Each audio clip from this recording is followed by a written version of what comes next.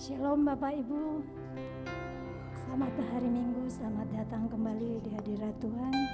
Mari kita sama-sama bersuka cita, mari sama-sama kita memuji menyembah Tuhan kita. Kita siapkan hati kita. Bapa yang baik, Allah yang setia, terima kasih Bapa. Terima kasih Tuhan Yesus, kami boleh datang kembali ke hadirat di hadapan-Mu. Kami bawa Tuhan persembahan kami, kami bawa tubuh jiwa roh kami untuk menyembah-Mu, sebab Engkau layak Tuhan. Itu semua karena kebaikan, karena anugerah-Mu yang begitu besar.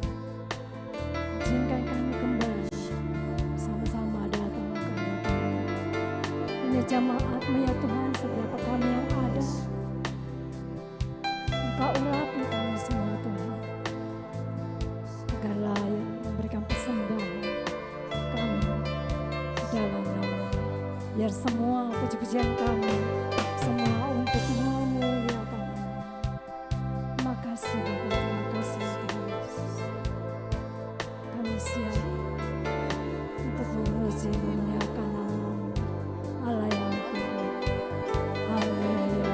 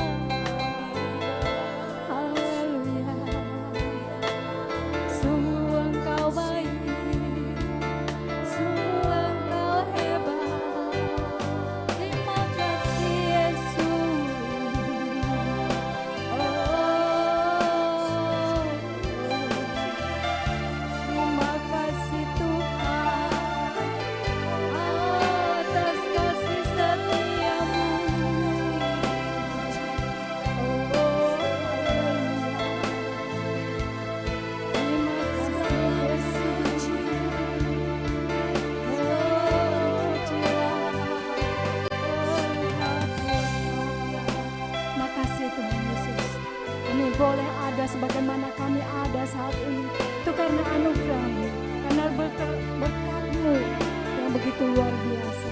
Kami akan menyembah-Mu, kami akan memuji-Mu, Allah Bapa kami, Allah yang setia. Kami siap memuji-Mu, Allah yang setia, Bapa yang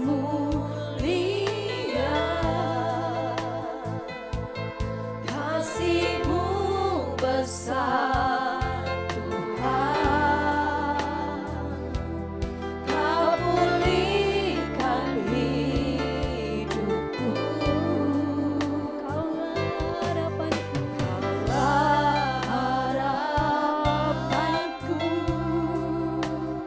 hidup kami dalam-Mu, hidupku dalam-Mu. Terima kasih Tuhan.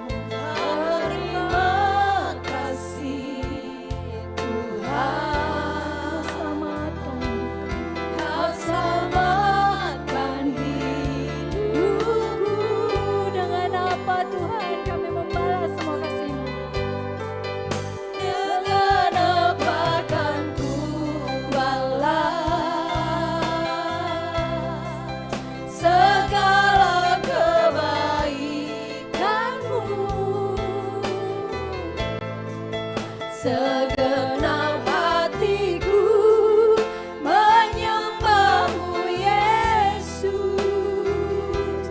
ku bersyukur padamu, dengan apa akan ku balas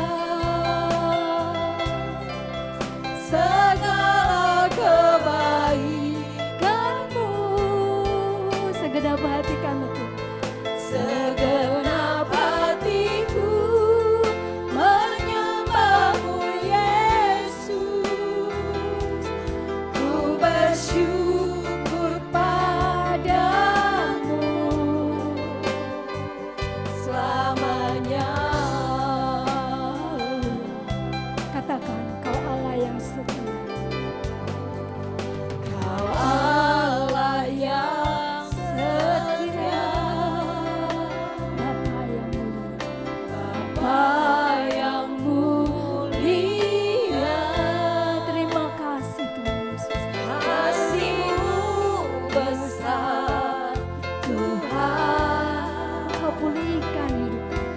Kau pulihkan hidupku. Kaulah harapan kami Tuhan. Harapanku, Hidup kami di dalam-Mu Yesus. hidupku dalam-Mu. Terima kasih Tuhan, terima kasih. Terima kasih Tuhan, Kau selamatkan hidupku. Katakan dengan apa? Dan apa kan ku balas segala kebaikan-Mu. Segenap hati kami Tuhan. Segenap hatiku menyembah-Mu Yesus. Ku bersyukur padamu. Dengan apa kan ku balas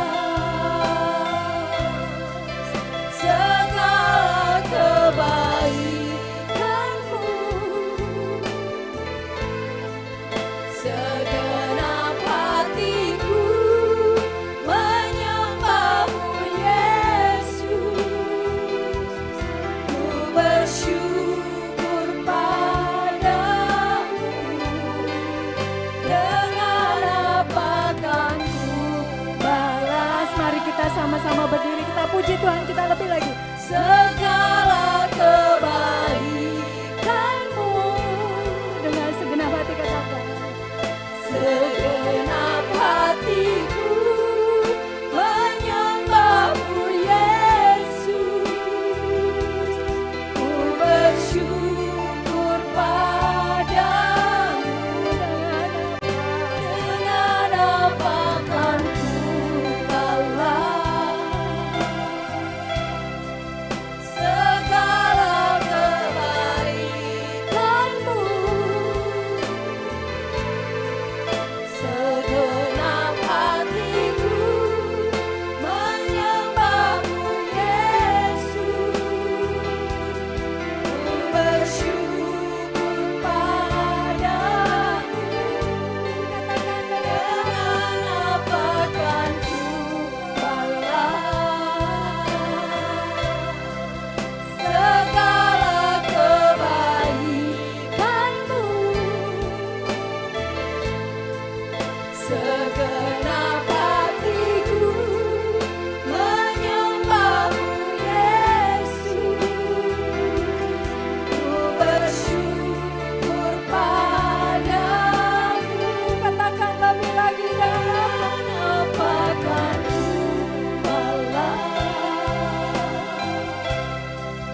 segala kebaikan-Mu. Segenap hatiku menyembah-Mu Yesus. Ku bersyukur padamu selamanya. Selamanya.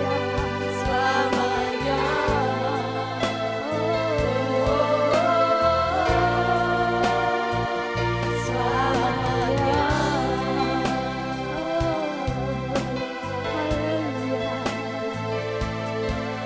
Tuhan, dengan apa kami membalas kasih-Mu yang luar biasa Engkau limpahkan hidup kami. Bukankah dengan memuji, sebab harta yang kami punya itu semua milik-Mu juga. Kami hanya mampu ya Tuhan untuk mengucapkan terima kasih dan bersyukur atas segala kebaikan Tuhan. Di atas semua itu ajari kami Tuhan, agar menjadi pribadi yang lebih taat, pribadi yang takut akan Tuhan dan menyenangkan Tuhan. Taruh ya Tuhan Roh Kudus di hidup kami, agar kami boleh seiring dengan Tuhan, menyenangkan hati Tuhan, membalas segala kebaikan. Ini ini anak-anak-Mu Tuhan. Kami percaya setiap kami yang datang di hadapan-Mu dengan segala pergumulan kami, dengan segala kerinduan kami. Kami percaya di hadapan-Mu tak ada yang tahu. Bahwa di hadapan Tuhan ada jawaban. Bahwa di hadapan Tuhan kami diberkati. Terima kasih Bapa.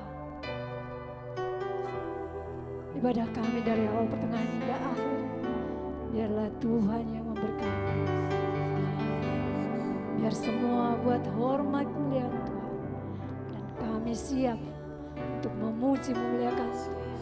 Kami siap bersukacita, bersorak-sorai di dalam nama Tuhan Yesus. Kiranya urapi kami, ampuni segala dosa kami, dan layakkan kami untuk menerima setiap berkat-berkat. Dan kami siap untuk memuji Tuhan. Setiap kita yang siap untuk memuji Tuhan, katakan haleluya. Amin. Haleluya. Beri sorak-sorai buat Tuhan kita. Amin. Mari kita puji Tuhan kita. Tuhan yang begitu baik, yang akan memberikan setiap solusi dalam hidup kita. Di dalam nama Tuhan beres KB. Amin. Katakan beres KB. Jangan takut, jangan gentar. Sebab ada Tuhan jawaban. Katakan Hidup ini memang banyak masalah, terkadang datangnya silih berganti. Janganlah takut dan gentar, bersama Yesus kita hadapi. sekali lagi katakan. Hidup ini memang banyak masalah, terkadang datangnya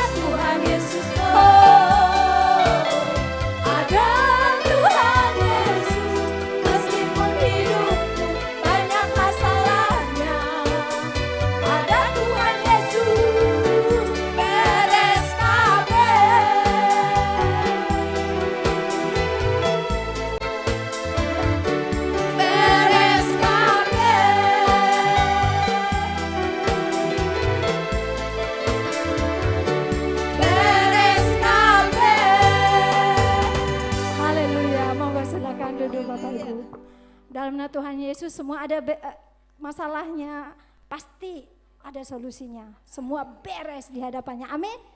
Amin. Dan kita harus bersukacita sebab Tuhan kita yang baik. Mari kita bersukacita. Haleluya. Beri tepuk tanganmu yang meriah buat Tuhan kita.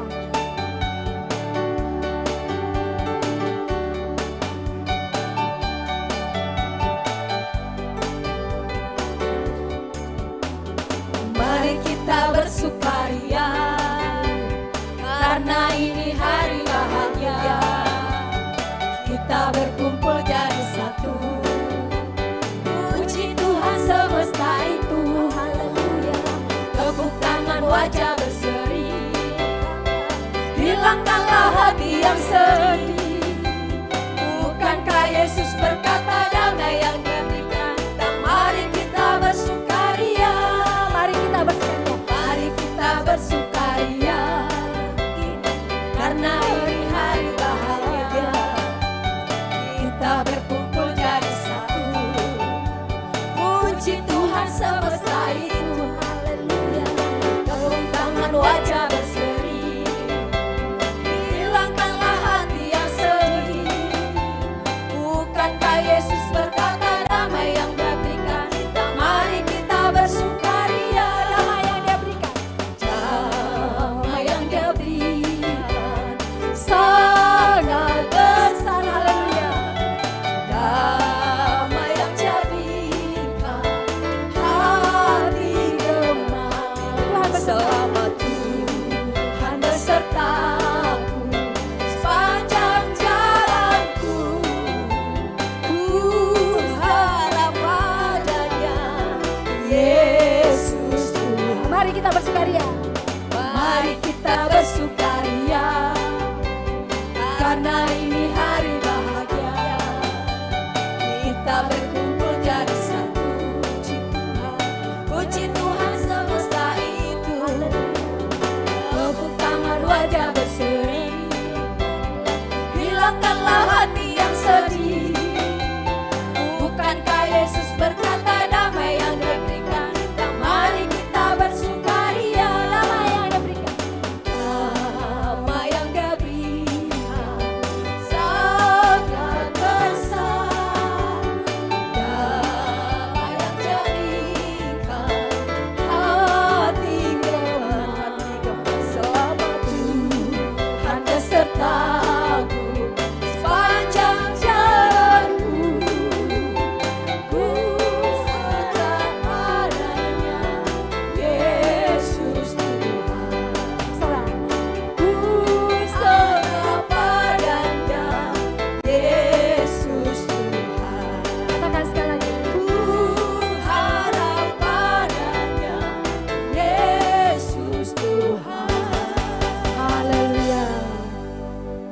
Puji Tuhan kita, Dia berikan kita sukacita. Dia berikan kita kesenangan. Saatnya kita akan memberikan persembahan kita. Sebelumnya saya undang Ibu John Edi membawa doa persembahan.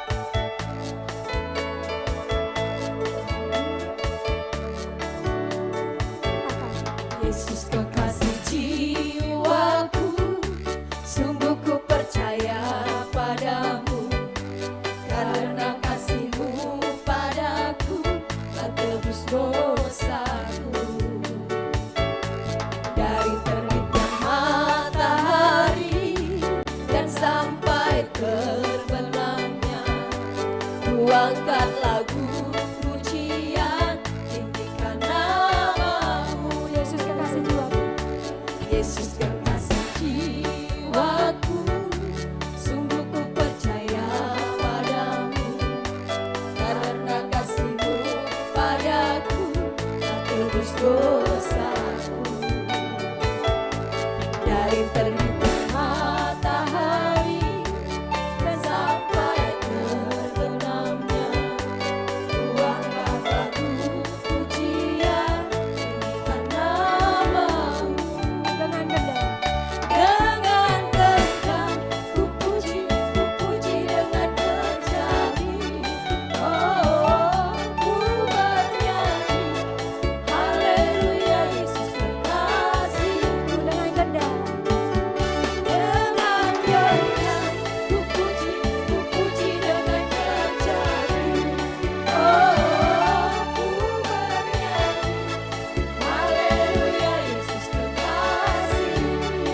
Yesus kekasih jiwaku, Yesus kekasih jiwaku, sungguh ku percaya padamu, karena kasih-Mu padaku tak tebus dosaku. dari terbitnya, Dari terbitnya matahari dan sampai terbenamnya, tuangkan lagu pujian, tinggikan namamu. katakan dengan gendang, Dengan gendang ku puji dengan kecapi. Oh, ku bernyanyi, haleluya Yesus kekasihku. lanjut sayang-sayang, Sayang, sayang, disayang, aku disayang Tuhan.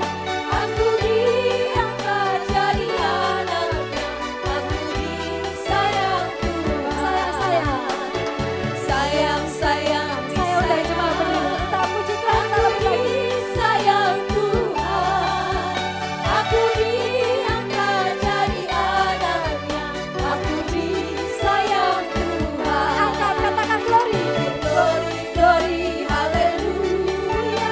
Glory, glory, glory, puji Tuhan. Glory, glory, glory, haleluya. Glory, glory, glory, puji Tuhan. Glory, glory, glory, puji Tuhan. Glory, glory, glory, puji Tuhan. Amin. Terima kasih Bapak. Segala puji sembah kami hanya untuk-Mu Tuhan Yesus. Kau izinkan kami untuk menyembah-Mu. Biarlah pengurapan-Mu terjadi saat ini bagi setiap jemaat yang hadir, bahkan yang tidak hadir sekalipun. Bawa kami Tuhan untuk lebih mengenal Engkau, mengenal pribadi Tuhan yang begitu luar biasa. Terima kasih ya Tuhan Yesus. Kami rindu langsung mengalir dalam hidup kami. Kami siapkan hati kami Tuhan. Haleluya. Seperti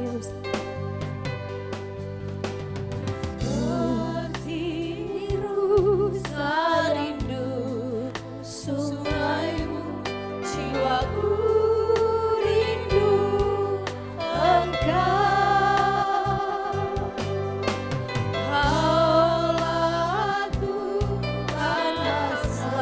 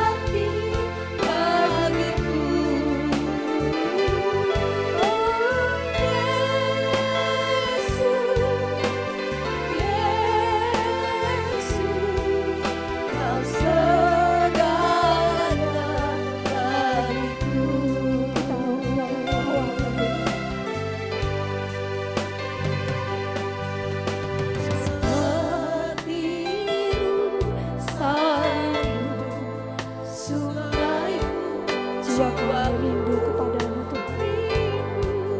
Hanya Engkau Tuhan.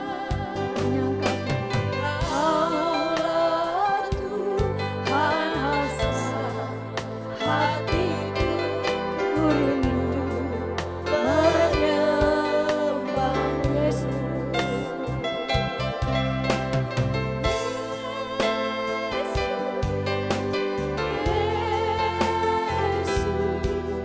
Kau berarti bagiku.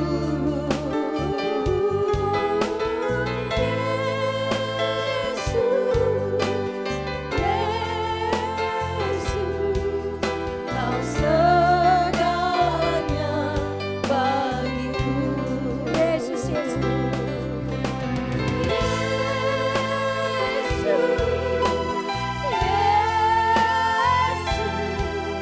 Kau berarti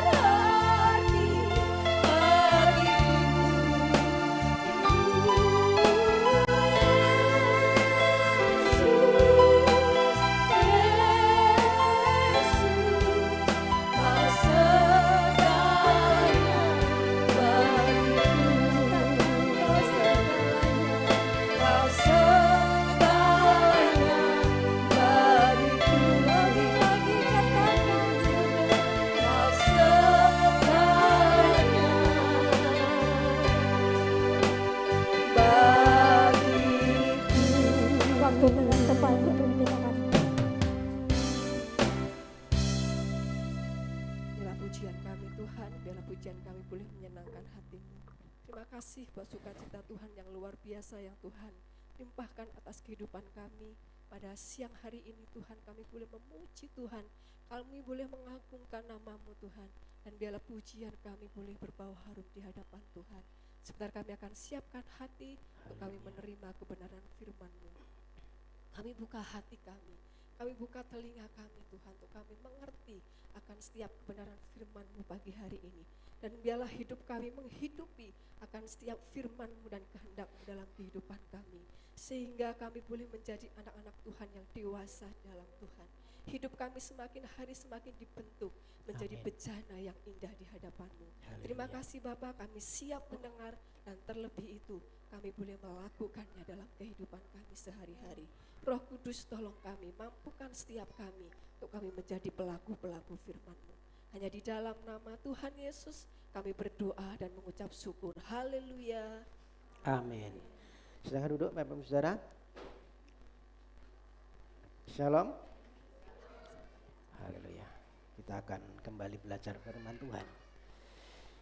Serial khotbah kitab Hakim-Hakim. Hari ini kita sampai di pasal yang ke-9 dan sedikit di pasal 10 bagian awal.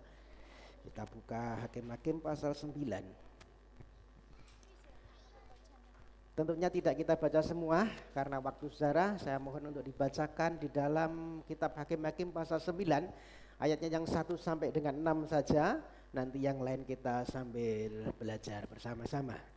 Hakim-Hakim pasal 9 ayat 1 sampai dengan 6, minta tolong dibacakan buat kita semua sebagai landasan perenungan firman Tuhan pagi hari ini. Hakim-Hakim pasal yang 9 ayat 1 sampai 6. Abimelek menjadi raja di Sikem. Adapun Abimelek bin Yerubal pergi ke Sikem kepada saudara-saudara ibunya dan berkata kepada mereka dan kepada seluruh kaum dari pihak keluarga ibunya, tolong katakan kepada seluruh warga kota Sikem, manakah yang lebih baik bagimu? 70 orang memerintah kamu, yaitu semua orang anak Yerubal, atau 1 orang, dan ingat juga bahwa aku darah dagingmu.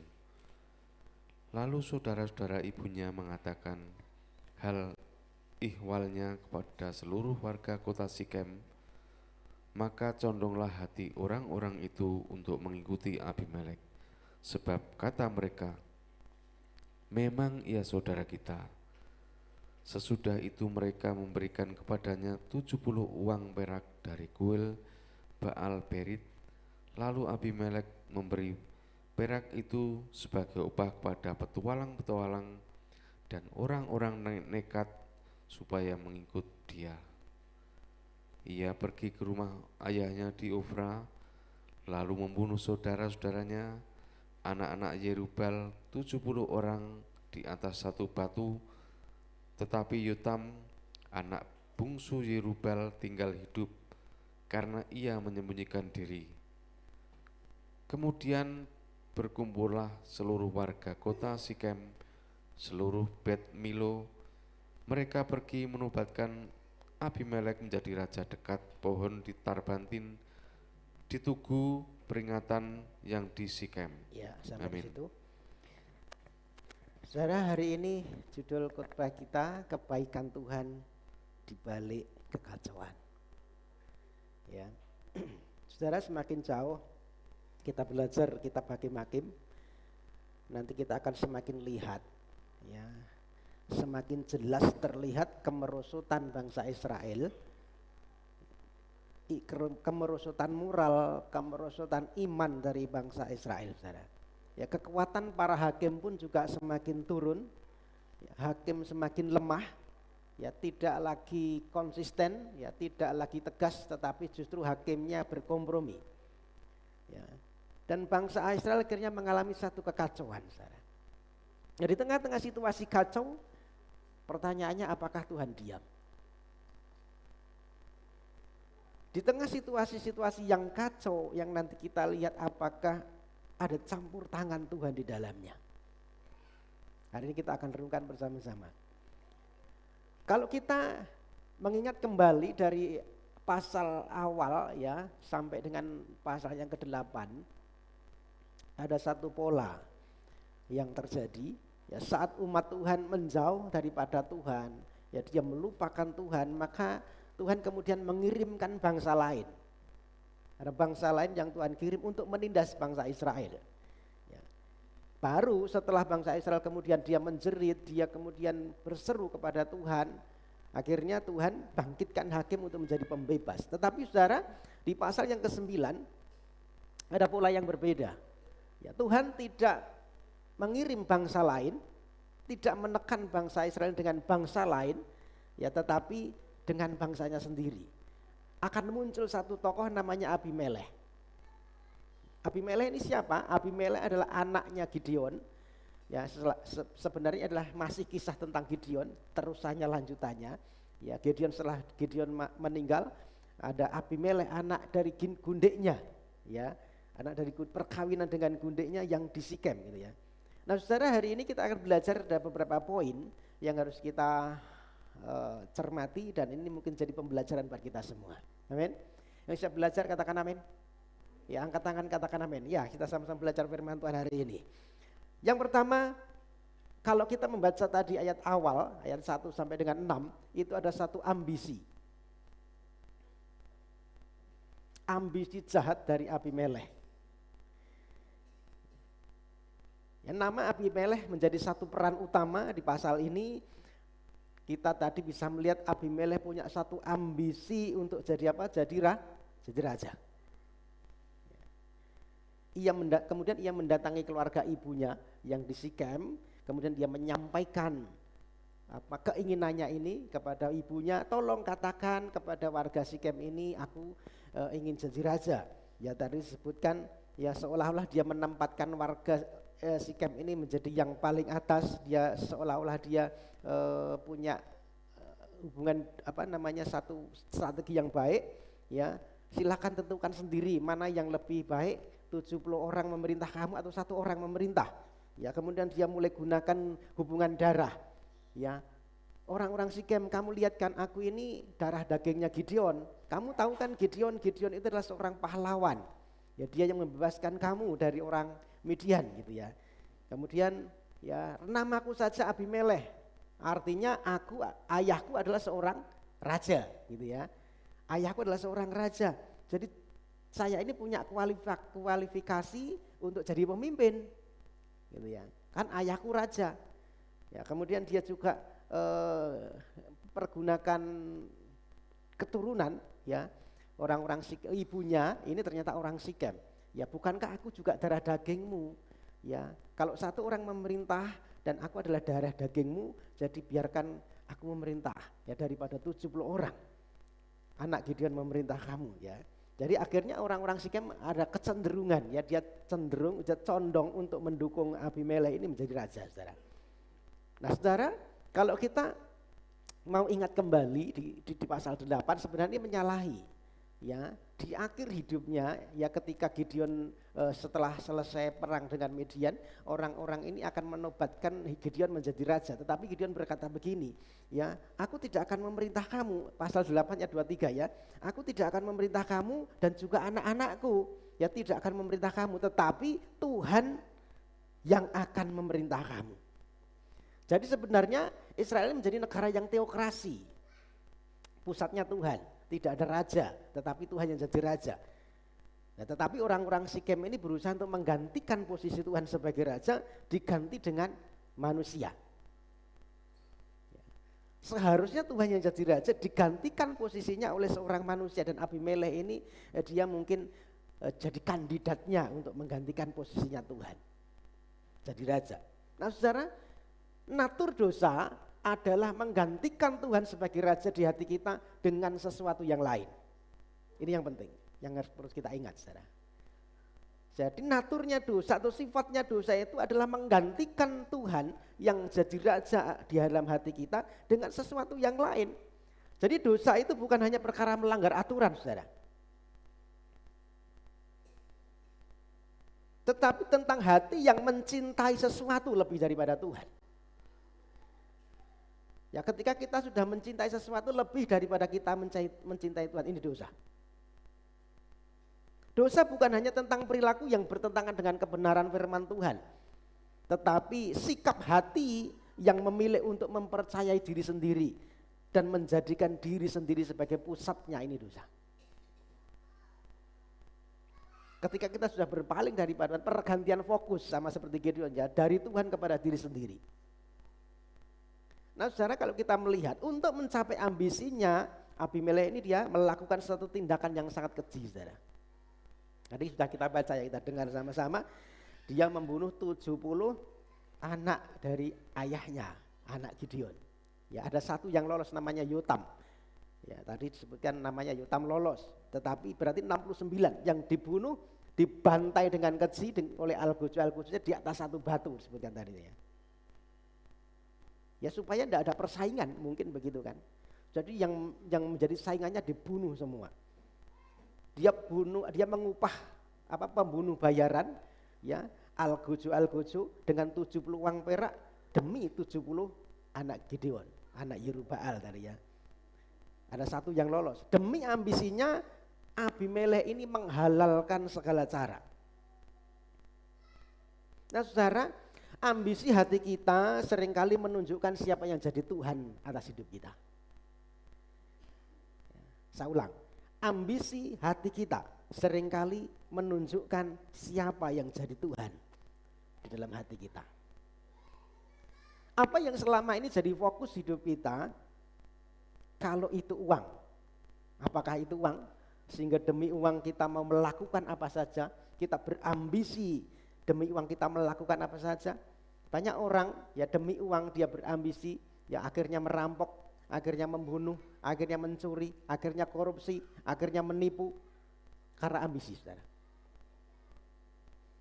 Dan ini jelas berarti Tuhannya adalah uang. Apakah ambisi kita satu kekuasaan? Sehingga demi kekuasaan akhirnya kita melakukan apapun, kita bisa fitnah orang, kita bisa hasut orang, kita bisa sebarkan berita yang buruk tentang orang itu, tentang seseorang, atau berita hoax. Ya, kita bahkan kalau dalam dunia politik ada money politik, ya ada politik uang demi kekuasaan. Jelas kalau orang begini berarti Tuhannya adalah kekuasaan. Apakah prestasi, apakah itu pekerjaan? Ya, sehingga demi pekerjaan kita akhirnya melupakan Tuhan demi satu pekerjaan. Ya, jadi catat saudara, ambisi kita seringkali menunjukkan siapa yang jadi Tuhan atas hidup kita. Apa yang jadi prioritas yang kita kejar melebihi Tuhan, itu jadi Tuhan dalam hidup kita, saudara. Nah, Abimelek ini menghalalkan segala cara untuk memenuhi ambisinya. supaya dia jadi orang yang berkuasa. Ia mengambil jalan pintas dengan apa tadi? Tindakan yang kejam. Dia bunuh saudara-saudaranya. Nah di sini kita perlu lihat saudara, kita perlu cek hati kita, ya, apakah kita dibutakan oleh ambisi jahat yang menjauhkan kita daripada Tuhan, sehingga kita menghalalkan segala cara.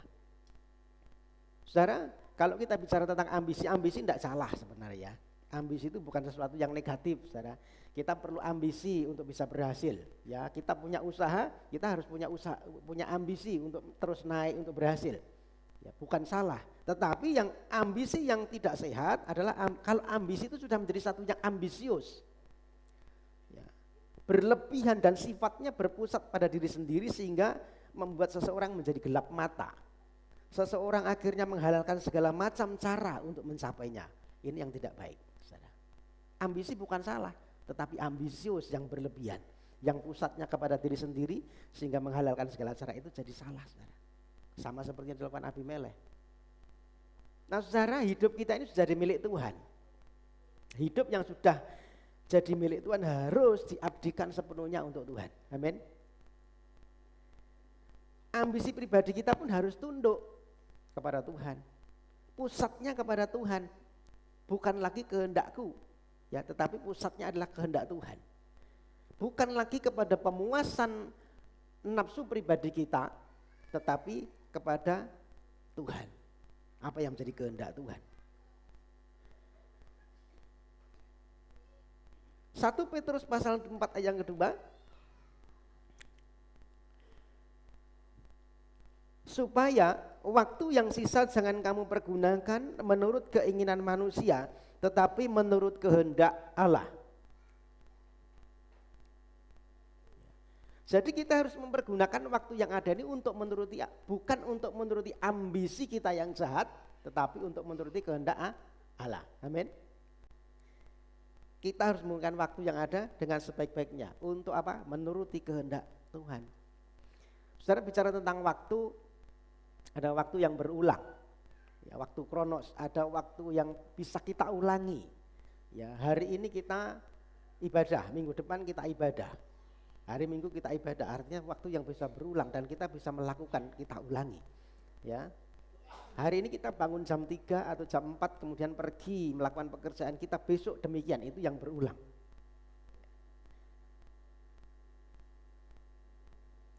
Tetapi ada waktu yang tidak bisa diulang, saudara. Ini kairos. Kita tidak bisa mungkin mengulangi. Ya, saya tidak bisa mengulangi masa-masa saya TK lagi. Saya tidak bisa mengulangi masa-masa saya SD lagi, tidak bisa, saudara. Apa yang sudah ada sekarang ya seperti ini. Saya tidak bisa mengulangi jadi seperti anak SD lagi. Itu masa yang tidak bisa kita ulang. Nah, saudara, yang dibicarakan di sini ya adalah bicara tentang waktu yang tidak bisa kita ulangi. Ada beberapa hal yang tidak bisa kita ulang, saudara. Termasuk salah satunya adalah ketika kita nanti dipanggil Tuhan, itu tidak bisa kita ulangi. Maka kita harus perhatikan waktu. Alkitab mengajarkan agar kita mempergunakan waktu yang ada ini dengan baik. Waktu ini adalah anugerah, amin. Anugerah Tuhan, sangat berharga, saudara. Jadi bukan hanya bicara detik, bukan bicara menit, bicara jam, bicara hari atau durasi tertentu. Ya, waktu bicara kesempatan, saudara. Ada satu kesempatan yang tidak mungkin kita akan ulangi. Dan kalau kesempatan sudah diambil kita nyesel, saudara. Maka manfaatkan dan maksimalkan kesempatan yang ada. Amin. Hari ini kalau kita ada itu kesempatan. Amin. Kalau hari ini kita masih sehat, hari bisa ada di sini adalah kesempatan. Dan kesempatan ini harus kita maksimalkan, saudara, kita gunakan dengan baik ya. Ingat bahwa kita tidak akan pernah mengembalikan waktu, saudara. Ya. Kita tidak bisa menghabiskan waktu dengan percuma, ya. Maka jangan buang waktu kita, kesempatan kita ya dengan melakukan hal yang sia-sia, saudara. Jangan lengah ya. Jangan iseng-iseng dengan dosa, saudara. Karena waktu tidak bisa kita ulangi. Kesempatan tidak bisa kita rubah, saudara. Ya. Jadi bagian pertama bicara ambisi itu tidak salah, tetapi ambisius yang berpusat kepada diri sendiri akan jadi salah. Ambisi yang jahat ya akan salah. Maka pergunakan waktu kita dengan baik. Jangan hanya untuk menuruti ambisi yang jahat, ambisi pribadi kita, saudara. Pergunakan waktu yang ada untuk kita menuruti kehendak Tuhan. Amin. Selanjutnya di ayat 22 sampai dengan 27 nanti bicara tentang penghakiman, saudara. Meskipun ya sepertinya Tuhan diem, sebenarnya Tuhan tidak lakukan apa-apa. Nah, sudah 3 tahun nanti dibaca sendiri di rumah, sesudah Abimelek ini jadi raja 3 tahun, kemudian penduduk Sikem ini mulai berontak atas kepemimpinannya. Dia yang dulu mendukung jadi tidak mendukung gitu, saudara ya. Stabilitas ekonominya goncang, stabilitas keamanannya goncang, akhirnya mulai rusuh. Ya, mereka menghadang, merampas orang-orang yang lewat dalam satu tempat. Ya. Barang-barangnya diambil, ya orang-orangnya dirampas. Nah, singkat cerita nanti akan muncul satu tokoh baru yang namanya Gaal bin Ebed gitu ya. Jadi saingannya Abimelek. Jagoan yang baru muncul gitu ya. Nah, akhirnya terjadi perang ya antara Gaal. Gaal ini kemudian mulai menghasut orang-orang Sikem yang orang-orang Sikem yang dulu mendukung Abimelek ini, kemudian dia condong kepada Gaal. Ya, namanya Gaal bin Ebed. Ya, jadi saingan baru muncul, dihasutlah orang-orang Sikem ini, kemudian orang-orang Sikem mendukung kepada Gaal, dia tidak mendukung lagi kepada Abimelek. Akhirnya terjadilah pertempuran antara pendukungnya Abimelek dan pendukungnya Gaal, satu warga kota, orang-orang Sikem, saling bentrok, saudara, kalau kita lihat nanti. Ya. Pendukungnya si Gaal ini kalah, kemudian lari. Ya. Tapi rupanya dendam dan amarah Abimelek masih menyala terhadap orang-orang Sikem, saudara. Ya, mereka kemudian menghabisi warga Sikem. Ya. Teman-temannya apa yang dulu mendukungnya, yang sekarang sudah berbalik, dibunuh, saudara. Ada beberapa orang-orang Sikem yang mendengar perbuatan Abimelek, dia lari di dalam satu gua, satu luang di bawah kuil, ada satu gua begitu, ya orang-orang kurang lebih 1.000 orang masuk di situ. Yang ini ketahuan sama Abimelek. Kemudian Abimelek apa? Dia ambil dahan, ambil ranting-ranting, dimasukkan di dalam gua itu, dibakar secara hidup-hidup. Nanti kalau kita membaca, ya ada 1.000 orang laki-laki dan perempuan mati terbunuh, orang-orang Sikem, saudara. Sikem ini kota asalnya Abimelek. Dia orang Sikem, tetapi dia menghabisi orang Sikem sendiri, saudara. Nah, rupanya kacang tidak ninggal lanjaran itu apa ya? Ya, bukan. Kacang itu tidak jauh dari lanjaran gitu ya. Artinya apa? Gideon melakukan sesuatu pembunuhan terhadap orang-orangnya sendiri kan gitu ya. Orang dulu orang Sukot, ya, orang Penuel dan orang Sukot, ya. Yang sama pun dilakukan. Anaknya Abimelek dia juga bunuh warganya sendiri, saudara. Ya. Apa yang sudah dilakukan oleh bapaknya dicontoh oleh anaknya. Maka kita sebagai orang tua harus hati-hati, saudara, apa yang kita lakukan itu ternyata dicontoh oleh anak-anak kita. Kita mesti hati-hati. Amin. Ya, anak-anak akan lebih suka melihat apa yang kita praktekkan daripada apa yang kita omongkan, saudara. Maka kita harus mempraktekkan yang benar. Amin. Ya, ketika Gideon mempraktekkan dulu, dia bunuh orang-orang Sukot, orang-orang Penuel, warganya sendiri. Nah, sekarang anaknya Abimelek juga melakukan yang sama, saudara. Dia bunuh juga warganya, 1.000 orang laki dan perempuan mati, dibakar hidup-hidup, saudara. Apakah ini padam kemudian amarahnya? Enggak. Kemenangan yang brutal ini membuat Abimelek akhirnya dia belum puas bunuh orang-orang Sikem. Dia kemudian lari ke kota yang lain namanya Tebes. Nah, dia mau habisi orang-orang Tebes juga.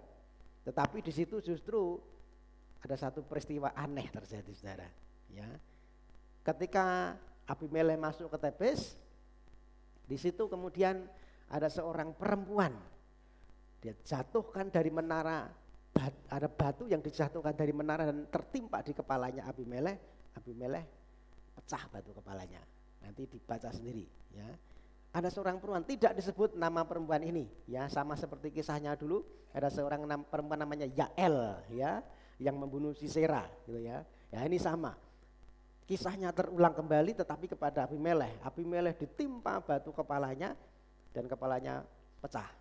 Ya, ini yang mengakibatkan akhirnya kematiannya, saudara. Ya, dia suruh bujangnya karena dia rupanya belum mati. Ya memang orang jahat itu susah mati rupanya. Ya, Abimelekh ini sudah ditimpa kepalanya dengan batu, enggak mati-mati, saudara. Di akhirnya ya karena dia sengsara, bunuhlah aku gitu ya, sama bujangnya, dibunuh sama bujangnya, saudara. Ya, ini menyebabkan kematian Abimelekh. Nah, kisah ini, saudara, terjadi ya. Pertanyaannya, apakah Tuhan diam, saudara? Apakah dalam peristiwa ini ada Tuhan di dalamnya? Minta tolong dibacakan ayat yang ke-23 24.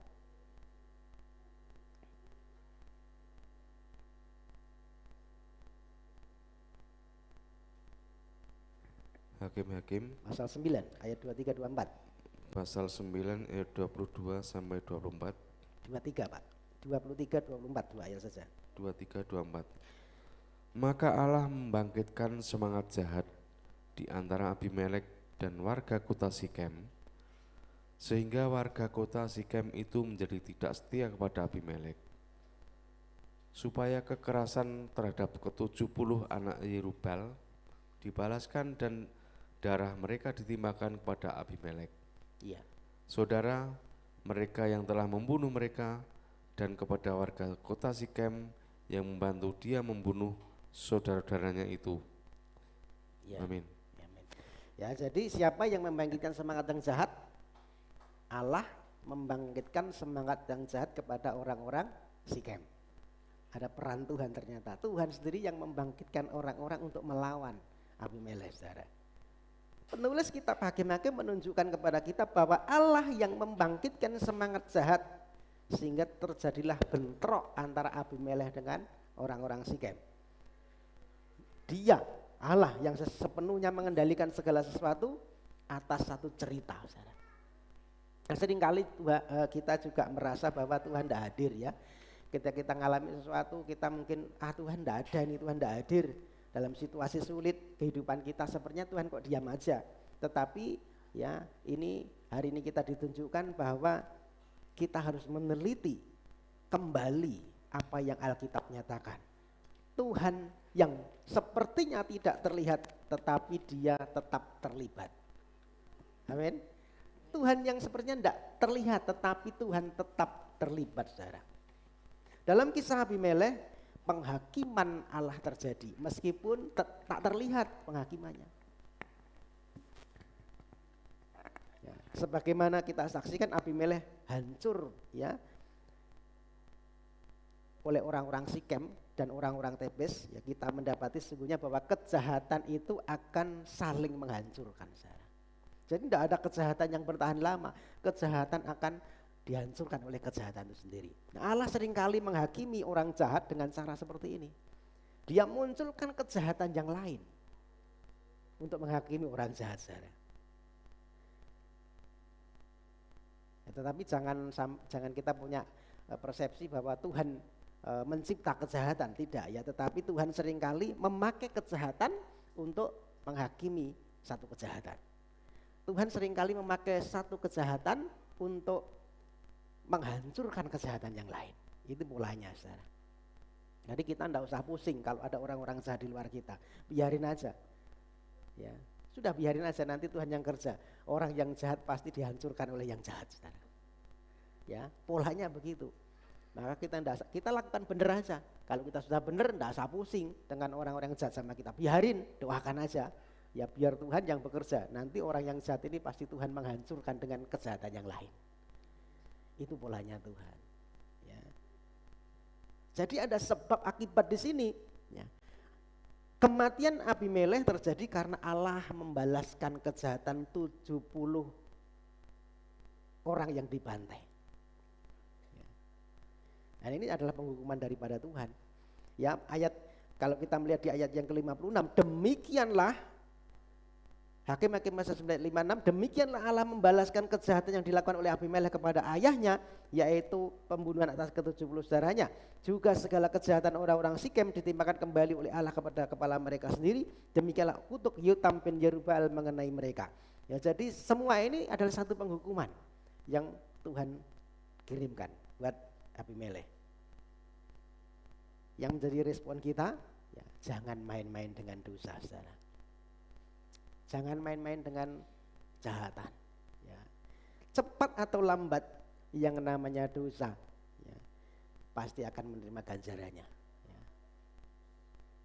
Apa yang ditabur orang itu juga akan yang dituai, saudara. Ini satu prinsip yang perlu kita ingat. Hari ini kita mungkin melakukan kejahatan, kita menyimpang daripada dan kita tidak menerima apa-apa. Tetapi ingat, apa yang ditabur pasti dituai.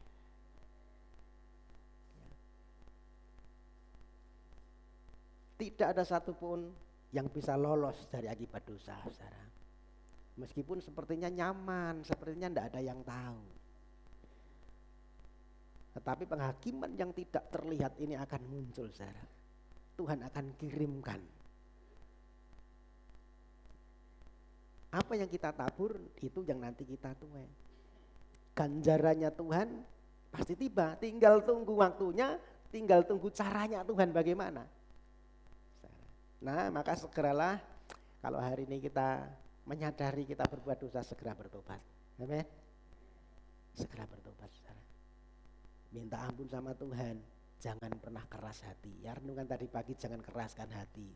Ya, kalau mendengar suaranya jangan keraskan hatimu, saudara. Berikan hati yang lembut. Kita terima teguran Tuhan. Ya, karena kalau kita tidak bertobat, apa yang kita buat itu nantinya akan kita tuai. Apa yang kita tabur itu nantinya akan kita nikmati. Ya, ya kita mending nabur yang baik, saudara. Amin.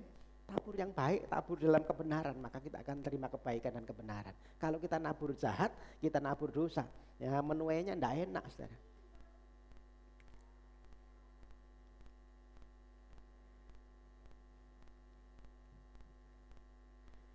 Bagian pasal 10 ayat yang awal ya 1-3. Nah, kita akan melihat satu kebaikan Tuhan. Meskipun di tengah-tengah kekacauan, saudara. Saya akan bacakan pasal 10 ayat 1-2. Ini bagian akhir dari khotbah hari ini. Sesudah Abimelek bangkit, Tola bin Puah bin Dudu seorang Isakar untuk menyelamatkan orang Israel. Ia diam di Samir di pegunungan Efraim. Dan ia memerintah sebagai hakim atas orang Israel 23 tahun lamanya. Kemudian matinya ia lalu dikuburkan di Samir. Kemudian ya setelah Abimelek mati, ya sesudah Abimelek, ya artinya setelah Abimelek mati, dijelaskan ada hakim yang muncul namanya Tola dari Isakar. Ya. Tola ini yang disebutkan Alkitab firman Tuhan berkata menyelamatkan orang Israel sehingga orang Israel mengalami keamanan. Nah, ini aneh, saudara ya. Orang Israel ini biasanya kan orang Israel ya mengalami penindasan dari bangsa lain. Tetapi hakim yang muncul namanya Tola ini dia tidak menyelamatkan Israel dari bangsa yang lain, tetapi dari bangsanya sendiri. Ya. Dari apa? Dari Abimelek. Artinya ya, penindasan ini muncul dari bangsa Israel sendiri. Nah, saudara tahukah dalam hidup kita masalah yang terbesar dalam hidup kita, saudara? Masalah terbesar kita bukan berasal dari orang lain. Masalah terbesar kita bukan berasal dari luar diri kita. Tetapi masalah terbesar kita adalah berasal dari dosa yang ada di dalam diri kita, saudara. Ini yang seringkali Tuhan mau bereskan dulu. Masalah yang terbesar kita bukan dari luar, tetapi dari dosa. Yang itu munculnya dari dalam diri kita sendiri. Ya kita seringkali berpikir bahwa ya masalah terbesar kita adalah ya karena hubungan kita tidak harmonis dengan seseorang. Oh bukan itu. Atau mungkin masalah kita terbesar mungkin karena hal keuangan kita hari-hari ini. Bukan itu juga. Atau bisnis kita yang mungkin tidak berhasil. Atau kesehatan kita yang hari-hari ini sedang kurang baik. Bukan itu masalah kita yang terbesar. Tetapi masalah yang terbesar adalah dosa yang menguasai hidup kita yang perlu dibereskan. Ya maka Tuhan munculkan siapa tadi namanya? Tola, ya, untuk menjadi penyelamat bangsa Israel karena penindasan bangsanya sendiri. Muncul dari dalam, saudara.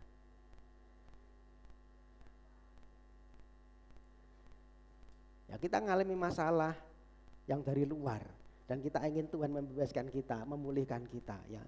Nah, seringkali Tuhan tidak mengubah ya apa yang dari luar tersebut. Karena apa? Tuhan lebih tertarik mengubah yang dari dalam hidup kita, saudara. Mengubah apa yang di hati kita. Kalau hari ini Tuhan mengizinkan kegagalan, keterpurukan, sakit, kelemahan, ya, atau mungkin mengalami satu kejahatan dari luar, ya, itu apa tujuannya? Untuk kita menyadari, ya, kalau kita itu butuh Tuhan. Amin. Kita ini butuh Tuhan, saudara. Masalahnya itu seringkali dari diri kita sendiri. Maka Tuhan perlu tegur. Baliklah, ayo balik ke Tuhan. Kalau Tuhan begitu kan jangan salah mengerti, oh Tuhan jahat ya, oh enggak, saudara. Ini justru bentuk belas kasihan Tuhan atas hidup kita. Karena Tuhan kasihan sama kita, maka Tuhan perlu tegur kita. Amin. Supaya kita balik sama Tuhan. Ayat terakhir bacakan Ratapan pasal 3. Atau saya bacakan saja, saudara. Ratapan pasal 3 ayat 32, saya tidak tulis di slide. Ratapan pasal 32 ayat Ratapan pasal 3 ayatnya yang ke-32 dan 33 saya akan bacakan buat kita semua. Kita simak. Sebab setelah ia memberikan penderitaan, ia pun berbelas kasihan karena ia tetap mengasihi kita dengan kasih yang tak ada batasnya. Ia tidak dengan rela hati membiarkan kita menderita dan sedih. Jadi saudara, ketika Tuhan memberikan penderitaan, ia kemudian berbelas kasihan. Ia mengasihani kita karena apa? Kasihnya tidak terbatas. Ia tidak dengan rela hati membiarkan kita menderita. Tuhan itu sebenarnya nelongso, saudara, kalau lihat anak-anaknya itu menderita. Ngelus dodo, saknoyo anakku gitu loh ya. Tidak rela hati, maka dia membebaskan kita dari musuh yang terbesar dari hidup kita, yaitu apa? Dosa, saudara.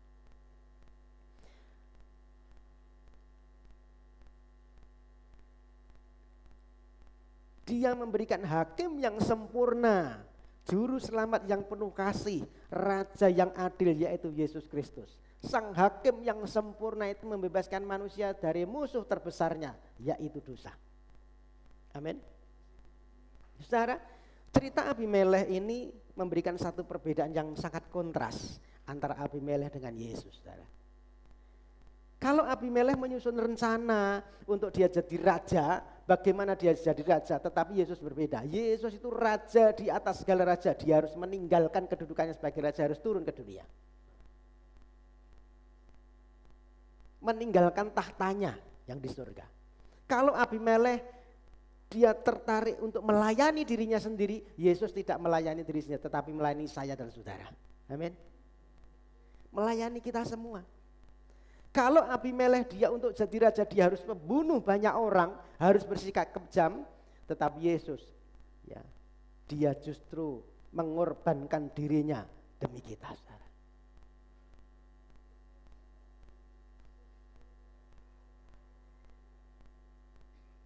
Maka pagi hari mari Anda arahkan pandangan kita ke Yesus, hakim yang sempurna, saudara. Kita perlu merenung ya, apakah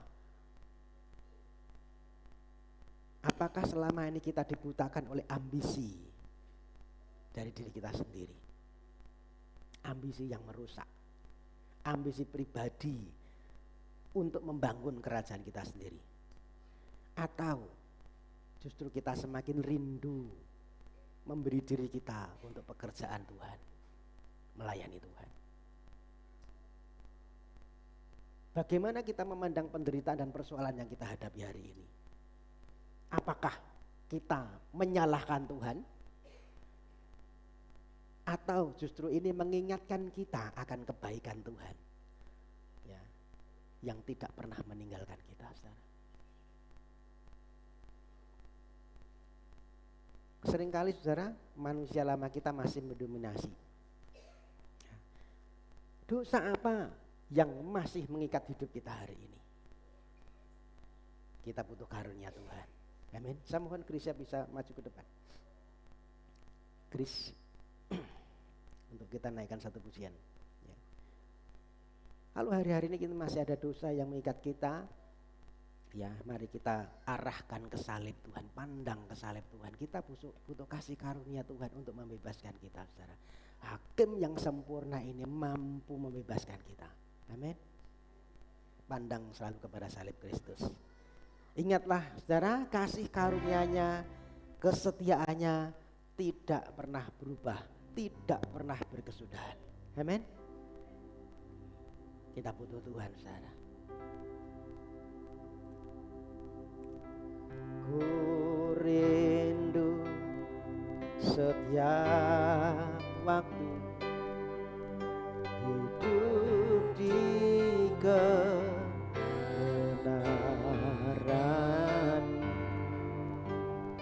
bukan dengan kuatku, namun karena Roh-Mu. Yesus Kau yang ku pegang teguh. Engkaulah Tuhan, Engkaulah Raja. Engkaulah Tuhan, Engkaulah Raja, berdaulat atas hidupku, ku berserah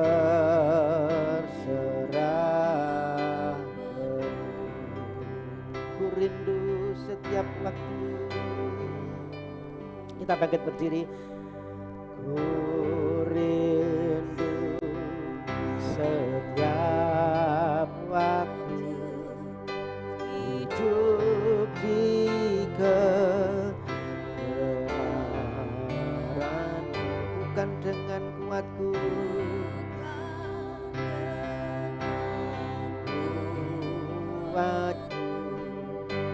namun karena Roh-Mu. Yesus Kau yang ku pegang, Yesus Kau yang ku pegang teguh. Yesuslah Raja, Engkaulah Raja, Engkaulah Tuhan, berdaulat, berdaulat atas hidupku, ku berserah penuh. Engkaulah Tuhan, Engkaulah Tuhan, Engkaulah Raja, berdaulat atas hidupku, ku berserah penuh. Berdaulat, berdaulat atas hidupku, berserah penuh. Ini pengakuan iman kami Tuhan. Engkaulah Raja yang berdaulat atas hidup kami. Kami tidak menggantikan Engkau. Ada raja yang lain dalam hidup kami, tetapi Engkaulah satu-satunya yang berdaulat, yang menjadi raja atas hidup kami, yang mengatur kehidupan kami Tuhan. Hari ini kami mau menyadari kalau selama ini kami Tuhan punya ambisi-ambisi pribadi yang jahat yang menggantikan posisi Tuhan atas kehidupan kami, maka kami mau bertobat hari ini Tuhan. Jauhkan kami dari ambisi-ambisi yang merusak hidup kami. Kami mau menuruti kehendak Tuhan. Ketika kami mengalami banyak persoalan, banyak pergumulan, biar kami boleh melihat ada campur tangan Tuhan di dalamnya. Tuhan tidak pernah tinggal diam, tetapi Tuhan senantiasa bekerja mendatangkan satu kebaikan atas hidup kami Tuhan. Kami hanya berserah dan bersandar kepada Tuhan.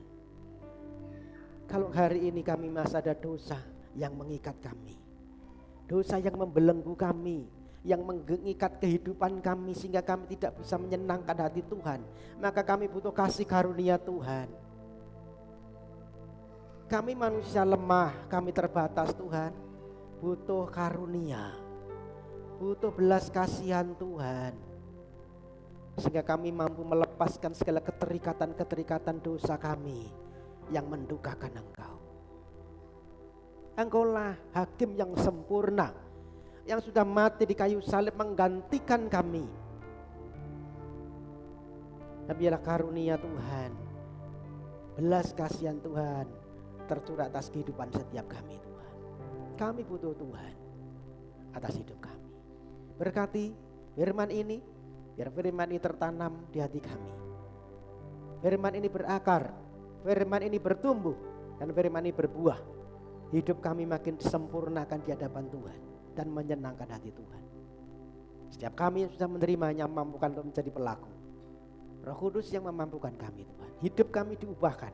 Hidup Bapak surgawi, Bapak yang baik, kami bersyukur kami sudah beribadah kepada-Mu dengan sepenuh hati kami. Saatnya kami pulang dengan sukacita, dengan berkat-berkat Tuhan. Kami percaya Engkau memberkati setiap kami. Kami terlebih berdoa Tuhan untuk setiap umat-Mu yang sudah datang dengan kerendahan hati di hadapan Tuhan. Mereka yang sakit Tuhan jamah sembuhkan. Kami percaya yang dalam pemulihan juga terus pulihkan. Bu Pardi, Bu Carik, Bu Markamah, Pak Parto, Bu Parto, Bu Gini, juga Mas Dianto, Pak Uskaria, dan siapapun yang tidak hamba-Mu sebutkan yang hari ini sedang mengalami lemah, sakit, Tuhan jamah sembuhkan dengan kuasa-Mu. Yang dalam pemulihan Tuhan terus sempurnakan pemulihannya. Yang sudah selanjut berkati kesehatan, panjang umur, damai sejahtera, perlindungan penyertaan Tuhan. Yang sekolah diberkati hikmat kepada daripada Tuhan. Yang punya usaha diberkati usaha dan pekerjaannya. Yang memberikan pekerjaan beri pekerjaan, yang memberikan keturunan beri keturunan. Terima kasih dan kami percaya pengharapan kami di dalam Tuhan tidak adalah pengharapan yang sia-sia, tetapi pengharapan yang penuh dengan penuh dengan satu iman bahwa Tuhan mendengar seruan doa kami. Bapak surgawi, kami juga berdoa untuk bangsa negara kami, berkati bangsa kami, pemimpin bangsa kami dari pusat sampai dengan tingkat bawah, berikan mereka hikmat, roh takut Tuhan, supaya mereka boleh menjalankan tugas mereka dengan pimpinan Tuhan. Berikan roh pertobatan buat bangsa kami berdoa untuk kota kami Wonogiri, berdoa untuk Prasimantoro, Irmoko dan sekitarnya di mana kami tinggal, biar Tuhan memberkati kota kami. Tuhan curahkan roh pertobatan supaya banyak jiwa-jiwa datang kepada Tuhan. Pakailah tempatmu di tempat ini, gerejamu di tempat ini menjadi saksi Tuhan, menjadi terang Tuhan. Engkau yang terus memperlengkapi setiap kami menjadi alat Tuhan, diperlengkapi dengan kuasa dari tempat tinggi sehingga kami boleh membawa jiwa-jiwa datang kepada Tuhan. Itu yang menjadi kerinduan kami Tuhan. Kami bertumbuh bersama, kami terus menjadi dewasa di dalam Tuhan, dipersiapkan menjadi mempelai-mempelai Tuhan. Terima kasih Bapak surgawi, sebentar kami pulang, kami percaya berkat-berkat yang terbaik turun menyertai kehidupan setiap kami. Bapak Ibu saudaraku yang kekasih, mari angkatlah tanganmu, arahkan pandangan surga, terimalah berkat yang terbaik daripada Tuhan. Tuhan Yesus memberkati engkau dan melindungi engkau. Tuhan Yesus menyinari engkau dengan wajahnya dan memberi engkau kasih karunia. Tuhan Yesus menghadapkan wajahnya kepadamu dan memberi engkau damai sejahtera. Terimalah berkat yang terbaik, berkat Bapa, cinta kasih Tuhan Yesus Kristus dan persekutuan Roh Kudus menyertai hidup kita mulai pagi ini sampai dengan selamanya, sampai Maranatha, sampai Tuhan datang kedua kalinya. Di dalam berkat nama putramu yang tunggal Tuhan Yesus Kristus, penolong kami, penyelamat kami yang hidup, kami menerima berkat-berkat Tuhan. Setiap kita yang percaya diberkati. Mari sama-sama katakan amin. Bapa, terima kasih.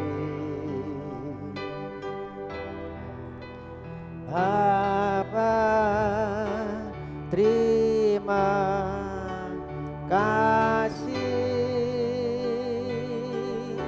Bapa di dalam surga, Bapa di dalam surga, ku berterima kasih. Amin.